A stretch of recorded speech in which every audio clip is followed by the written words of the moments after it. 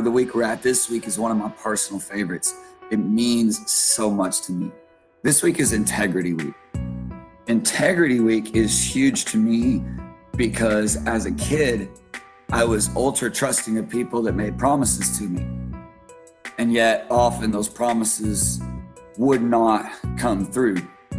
Now, integrity on its simplest form for kids is about keeping your promise. But what integrity is really about comes from knowing yourself, being confident and strong in who you are and the things that you believe in and stand up for, and making sure that you live what it is that you preach. So basically, if you've got like a pet peeve that someone else could do that bothers you or bothers you when they do it, then making sure that you aren't also doing that thing that is your pet peeve yourself is the most basic example of integrity that I could possibly give.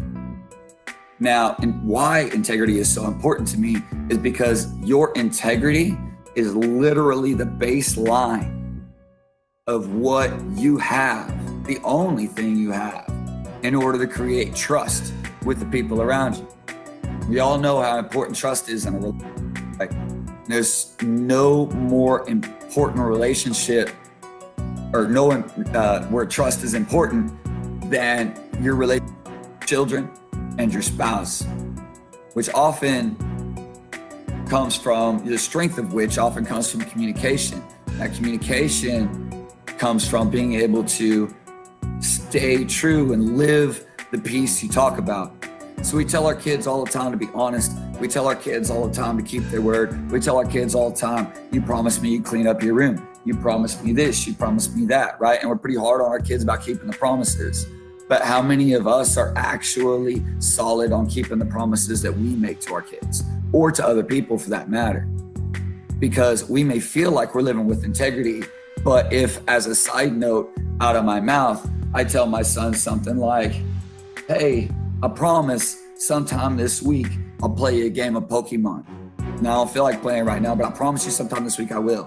And then that week goes by and they don't say anything about it and I don't play that game and I think they forgot about it, then I don't worry about it. Many parents have many things like that. I know I've had many like that. But the thing is the child does remember.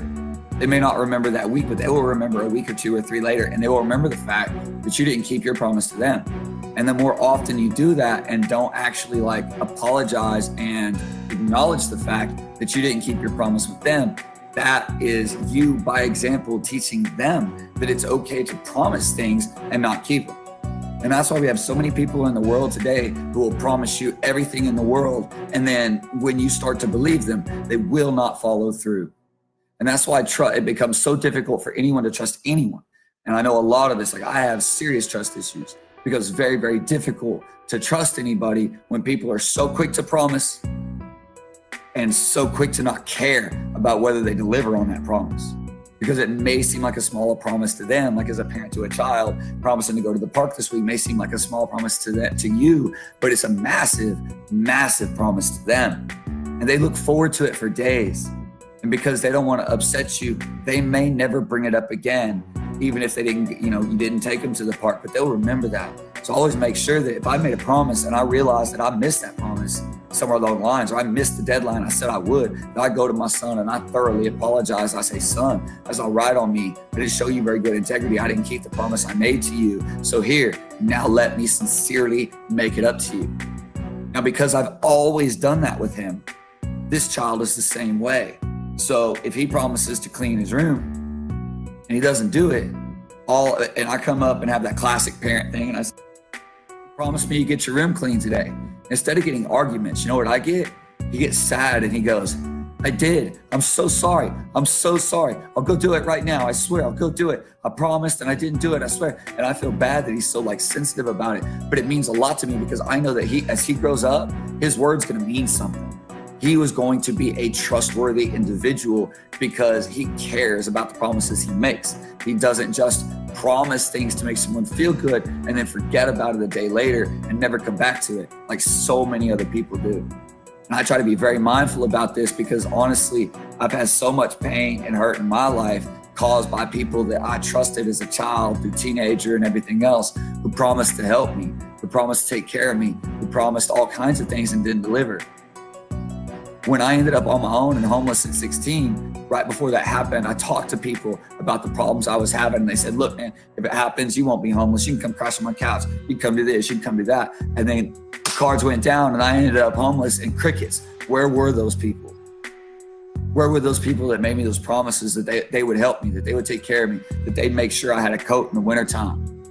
Because as soon as I needed it, they disappeared. They were willing to make the promise to me when they didn't think they would ever have to follow through. But then when it happened, none of them followed through and they disappeared. And I was abandoned by the vast majority of my friends.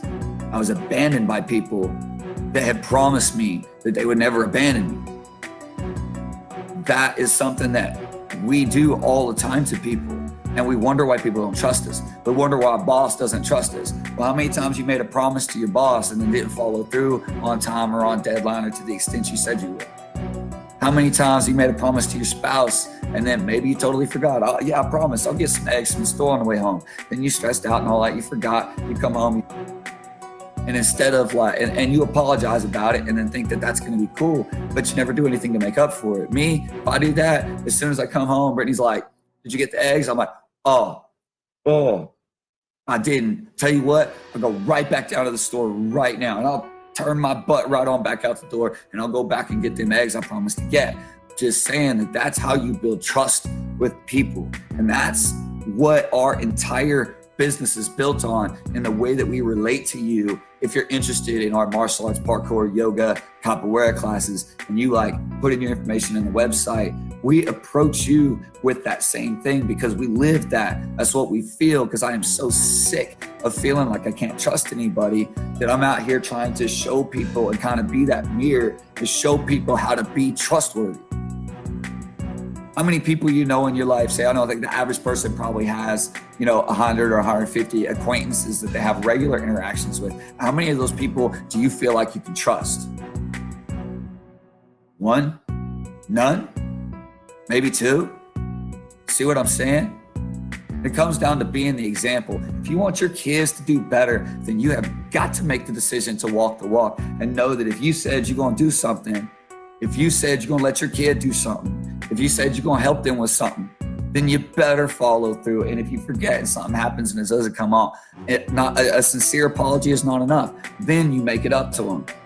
Integrity, in my opinion, of all of our life skills, education stuff that we do, integrity is the most important to me. Integrity is the basis of trust.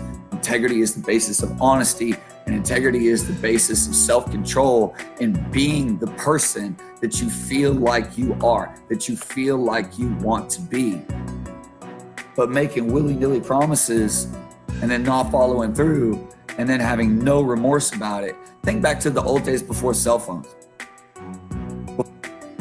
If you wanted to get together with your friends, you had to call them on the home phone, right? And you had to set it up. Hey, yeah, man, meet me at the movies at 6 p.m. this Friday. Okay, this Friday. Yeah, I promise I'll be there 6 p.m. this Friday. Hey, man, I'm going to be a couple dollars short. Hey, yeah, man, I got you covered. I'm going to bring money. We're going to go see this movie this Friday. Cool. It's set up. Now I'm excited. And I'm like, yeah, I'm going to get to go to the movies with my best friend, right? We got it all worked out. We spent all this time working out the details. So I get my mom, drop me off at the movie theater. And I wait. And I got my money, but I'm $2 short getting a ticket because my buddy promised me he'd show up and bring me the rest. And then I stand outside for 3 hours. My buddy never shows up. He can't call me and let me know something come up. Cell phones weren't around. They weren't a thing. So then you see him at school, you see him the next day, you see him whatever, and you angry. You've been like all night, like, dude, you straight up left me. And that was often, if you did stuff like that before the days of cell phones particularly, you often lost a friend. And the only way you were going to be able to keep that friend is not with a sincere apology, but with full on making it up to them. These days, people get lazy. So they feel like they can back out last minute, where it used to be you couldn't back out last minute. So these days, people will just like, you already there excited and waiting, and people just like call you, be like, hey, I'm not going to come after all. I don't feel like it. Really? And they're going to be nice to you. When you call and you do that to somebody, they're going to be like, yeah, man, okay, I understand, blah, blah, blah. and then they're gonna get off the phone, and you have just a little bit lost their trust, just a little bit lost a little bit of their want to show you respect. Because honestly, how would you feel if someone does that to you? How do you feel when other people do that to you, right? Now, if it's a good reason, now if I'm there waiting on you and you call me up and hey man, my son is throwing up everywhere and like I can't, like I gotta get, hey man, that's life. Yeah, your family's important. Thanks for letting me know, all good. But I'm talking, the ones that like just flake last second, because sometimes there's other people who are feeling bad, who need that time with you, that recharge time with you, want to spend time with their friends and the people they can trust and the people they can be real around. And then if that person ghosts them too many times, you lose their trust, right? Lose their trust. Can't tell, yeah, man, my kid forgets nothing too. I know yours doesn't either, right? But that's honestly a good thing. It shows a high intelligence and a high level of memory. And by intelligence, I don't mean smarts. People get that stuff confused all the time. You do know that like IQ and intelligence is not a measure of how smart you are? It's not. IQ and intelligence is a measurement of how quickly and effectively your brain processes and how well you remember things. Essentially, how easily you can learn. Being smart is something completely different, though they're often related. Don't confuse the two. You can have highly intelligent people who have never been educated and therefore are not smart, but are extremely intelligent. I feel like I fit in that category. Honestly, I feel like that's the category I kind of belong in, right? Not all that smart, but I do learn fast and process things very, very fast. So if you want your kids to grow up to be trustworthy people, you want your kids to grow up with a strong sense of self and knowing what they're about, to be that example, live that example. Be that example of integrity. So many people are afraid to apologize to their children for mistakes because they don't want their children to think that their own daddy, their own mama could possibly make any mistakes.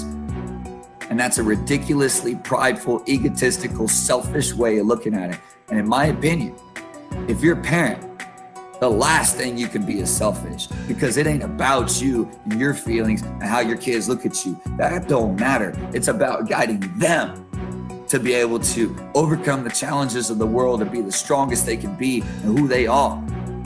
That's what it's about.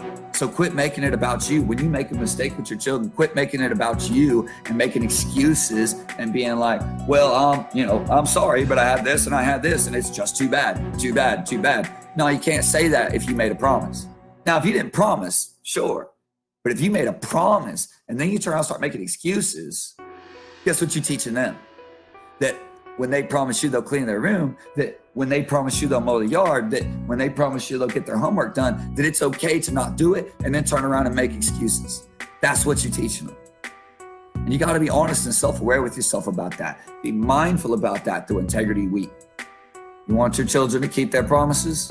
You start keeping your promises no matter how small, because it may not feel like an important thing to you that you promise to grab your boy a Happy Meal on the way home. But it's important to them and they trust you. And then you don't show up with that Happy Meal that you promised them. And they get a little upset and then they're like, well, you know what? It's okay. We'll just, I'll just eat this. It's cool. That's how my son is. He's like, well, it's okay. It's okay, Dad. It's okay. But it bothers me because I didn't keep that promise and I want my son to trust me. I need my son to trust me, because how am I supposed to keep him safe and guide him if he doesn't trust me to be the example of of strength, of integrity, of strength of who you are? Man, that means a lot to me. That means a lot to me. I just read this comment, Miss Hardy. That means a lot to me. That motivation often slips. The motivation honestly comes from, if I'm being honest, it comes from self-doubt and it comes from a negative self-image. So I don't know if you kind of want the motivation that I have, but that's what started the whole thing. I had such a negative self-image of most of my life. And then 10, 12 years ago, I started going, why do I have a negative self-image? Well, I never keep my promises. I'm not a man of integrity. I'm not honest. It was all of these things. So I started studying and changing things and trying to find ways to be me, but be stronger in me by being those things. So to be fair, my motivation on these things, what makes it so important to me and what made it so important to me in the first place was wanting to be better, a better example of how to live than the friends that abandoned me were. I wanted to be a better example of how to be a friend than the friends that abandoned me were. I wanted to be a better example of how to be a parent than the parents that pushed me aside and abandoned me were. So my motivation is that and my son. I want him to not, I had to grow up raising myself, y'all.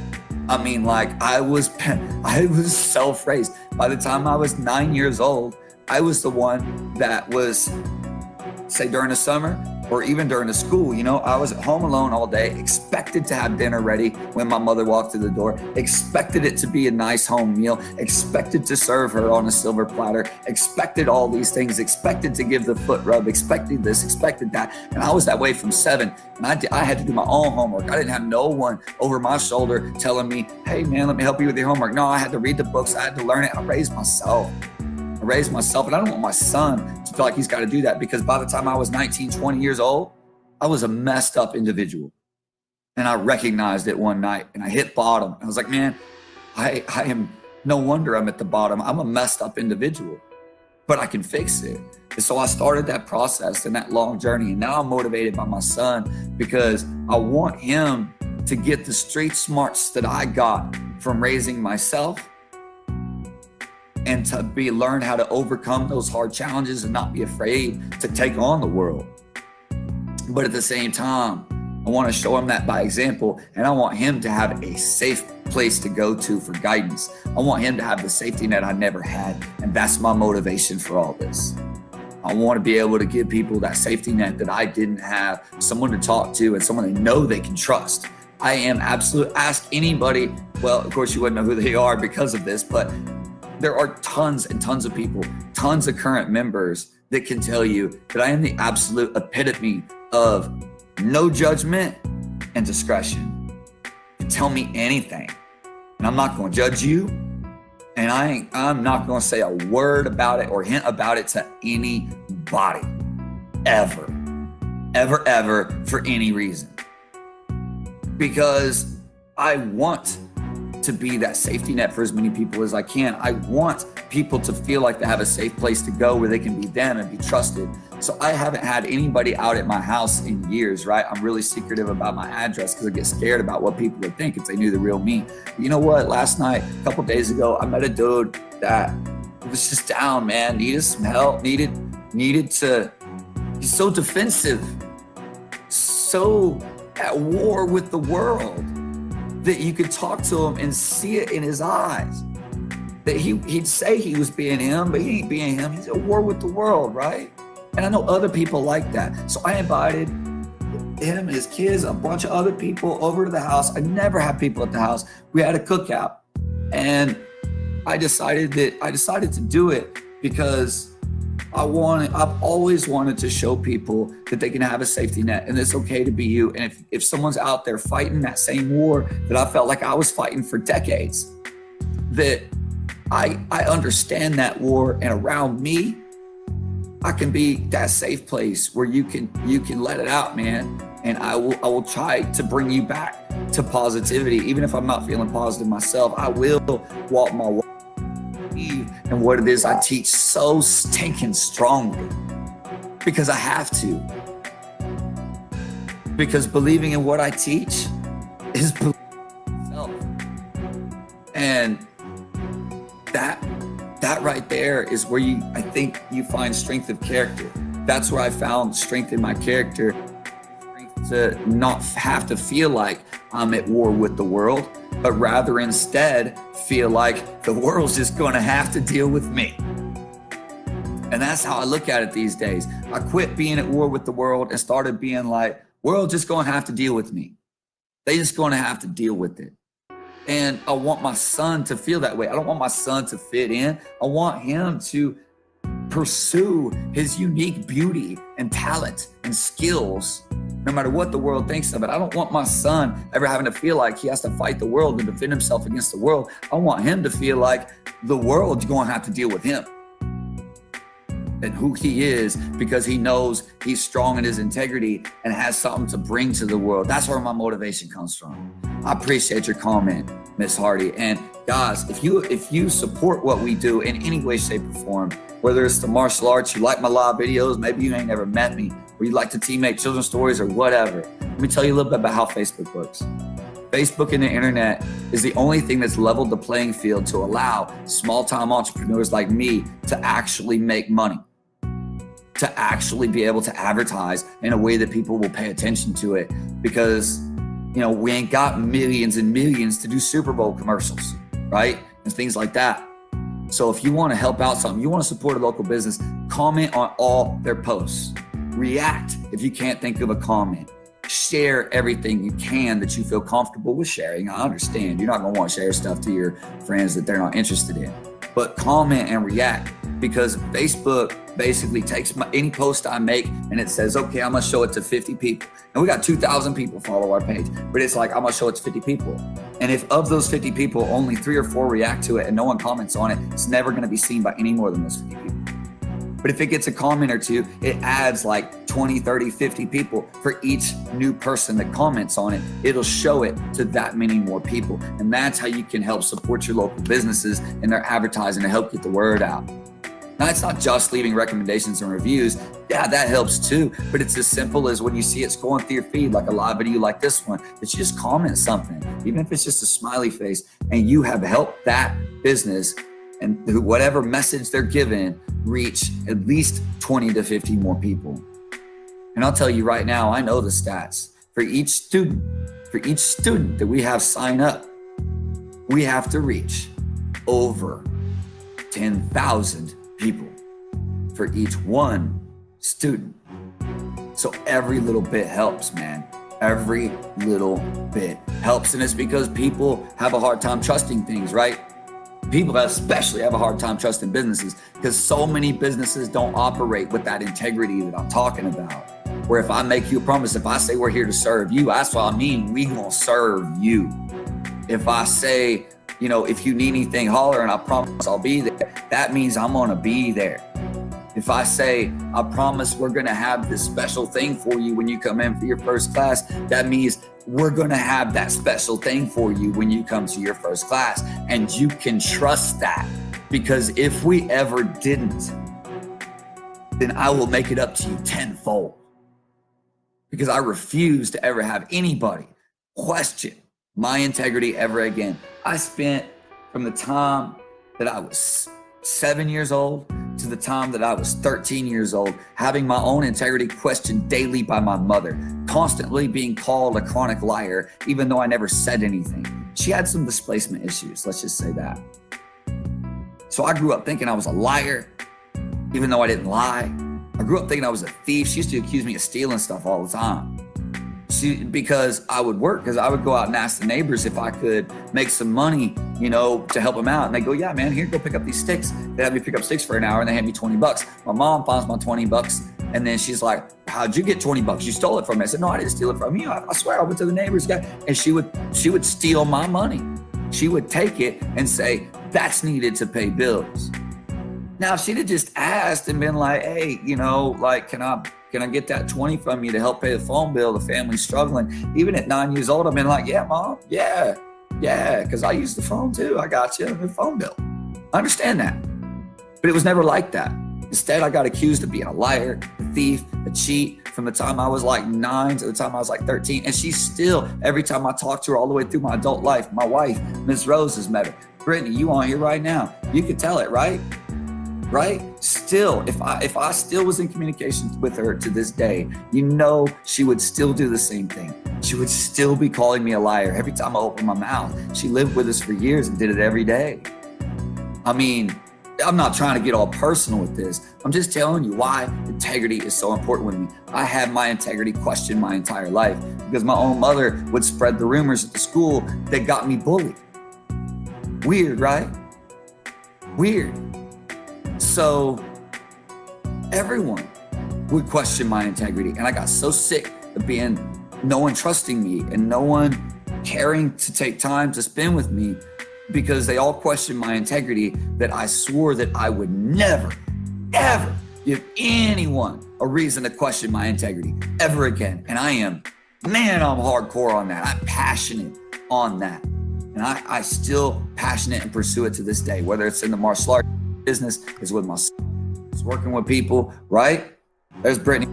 There you go, right? I'm not fibbing here. I'm not even exaggerating. About every other word either one of us said was a lie, right? According to her.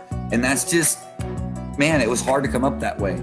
And so now I'm out here and I'm trying to prove to people that we are trustworthy, because I'm trying to prove to people that it's okay to be yourself as long as you do it with integrity, so that you become trustworthy as well. Because people aren't going to hate you for believing something different than them, from having a different opinion than them, if they first learn that they can trust you.